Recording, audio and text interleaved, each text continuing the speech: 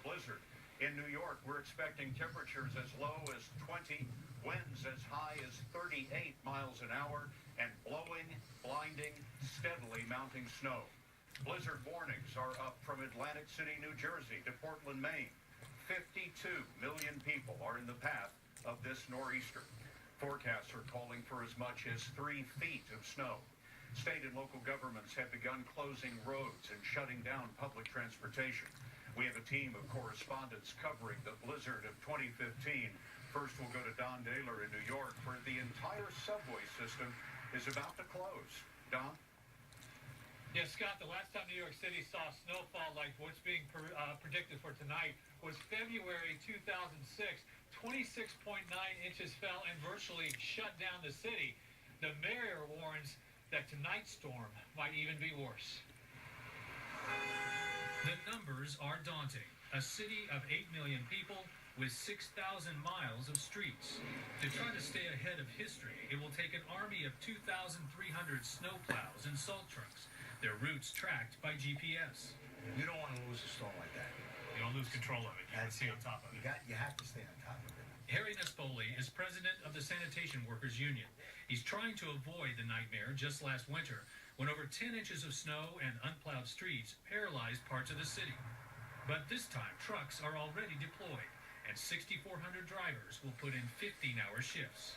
Do the methods change with this much snow over a normal snowstorm? Oh, without a doubt. You know, I mean, we're bringing out the heavy equipment now. All non-emergency drivers are being ordered off the streets by 11 p.m. tonight. Ambulances will be increased by 40%, and the fire department has added 500 additional staff. By midday and blowing snow and biting wind, the line was out the door at a Manhattan grocery store. It's better to be safe and get some food, and I don't know, if it really hits the fan, I'll be able to stick it out at home. At Penn Station, where 650,000 commuters pass through every day, some trains were shutting down by 8 p.m. tonight, so many headed home early. New Yorkers pride themselves on being tough, but Mayor Bill de Blasio pleaded with them to take this storm seriously.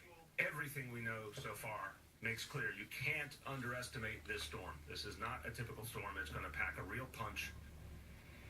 Public schools will be closed tomorrow. That's happened fewer than 10 times in the past 50 years. And Scott, New York's governor has activated the National Guard. Eric Fisher is chief meteorologist at WBZ, our CBS station in Boston. Eric, what's coming next?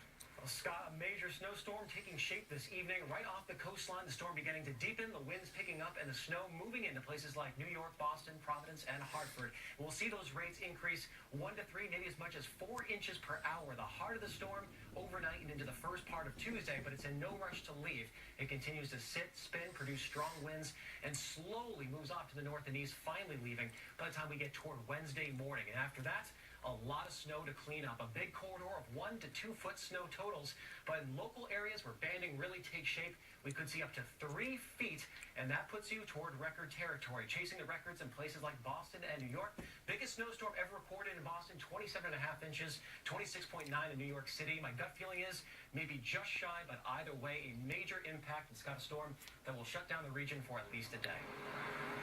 Also in Boston tonight is Anna Werner. People there are being urged to stay home this evening, and soon they won't have much choice. Public transportation in Boston will stop at midnight, something that has created a planning nightmare for Massachusetts General Hospital. Nearly half the hospital's 25,000 employees use mass transit to get to work. Really, the public transportation system being shut down is a very, very significant problem for us. Emergency Planning Administrator David Reisman says many employees won't leave the hospital and will bed down on cots set up here. Others plan to stay at nearby hotels. The hospital treats an average of 60,000 patients on a normal day. Administrators say they learned from the last big storm in 2013 that brought more than 2 feet of snow and caused 3 deaths in the Boston area. So every employee of the hospital received an email last night advising them that the storm was coming and what we were doing to prepare. And also those people then knew that if they were going to be expected to stay for several days, they had time to bring things with them. Ryan Bakari works in the emergency department. Public transport's shutting down at midnight. So if I can get out of here by that time, get home, and then try to figure out how to get here tomorrow, I'm not sure. I'll probably end up spending the night here or near will. Yeah, most likely. On a cot? Maybe. So how do you get ambulances to patients in a blizzard? Well, Scott, they're adding extra ambulances on every shift, adding four-wheel drive vehicles, and saying they will use sleds to get people out to the ambulances if necessary. Anna Werner in Boston tonight. Thanks, Anna. As the snow moves in, the airlines canceled more flights. So far, more than 6,500 through tomorrow, affecting travelers all over the country. More about that now from Mark Strassman in Philadelphia. Disruption rippled through America's aviation system ahead of the blizzard. There were also 1,900 flight delays on top of all the cancellations. No-fly destinations in the Northeast became headaches even in Los Angeles, where Tanya Barkle's flight to Boston was going nowhere. No flights are not only not going anywhere today, tomorrow. We're not leaving here until Wednesday. At Philadelphia's airport, 3 inches of snow is a challenge. Tonight's forecast calls for 10.